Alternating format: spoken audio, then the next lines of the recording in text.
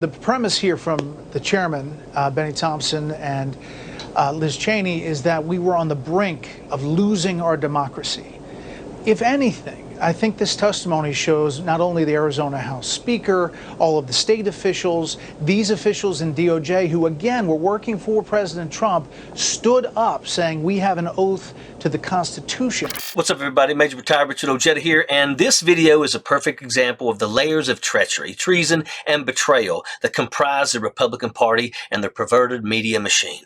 The commenter poses the argument that the January 6th committee has not proven its case that there was a threat to democracy.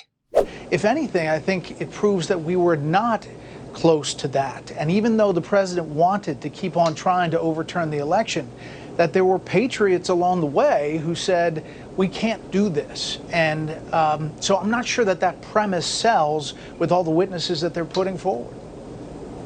But if one of them had buckled, it would be a very different 100%. Moment, right? Yeah. Got it. Of course, like all corrupt thinkers who don't know logic from a hole in a wall, he begins making a conclusion first and then searching for BS to corroborate the preconceived agenda to be pushed. In this case, this anti-American jackal wants to muddy the waters, to sit in the middle of extremism and try their best to apologize for it, to normalize it, and that is truly sick.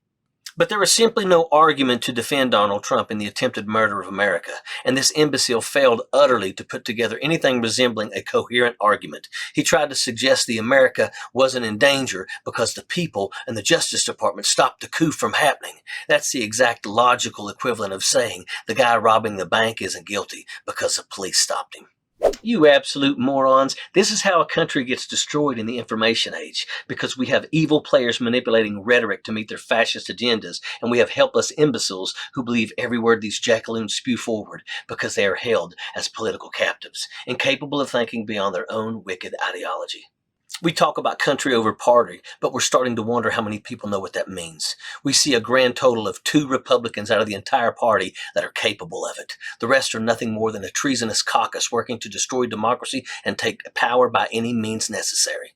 If people were smart enough to take care of themselves, these dirty politicians would be toothless, but that's not the case. The entire Republican voter base fell head over heels for that crusty orange infection and become slaves to his will, to buy baseless rhetoric that renders them totally blind so these politicians can take from them everything that they have. Right now, they're taking their freedom from them, and these morons are so hoodwinked they'll root for the side of their own worst enemy.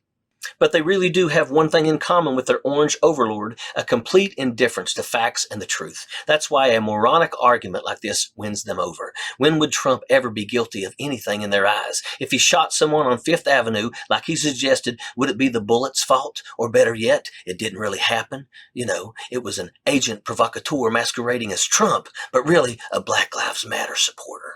I mean, they proposed the dumbest arguments we've ever heard. How about the Italian vote-changing satellite idea that they pitched? It's unfathomable that adult human beings can fall for this stuff. The reality here is Trump must be convicted for this nation to heal. These morons will never accept his guilt until we see this ugly orangutan in a matching jumpsuit behind bars. Yes, they'll still whine and cry for some time, but only then will the fascist movement fade to ugly history.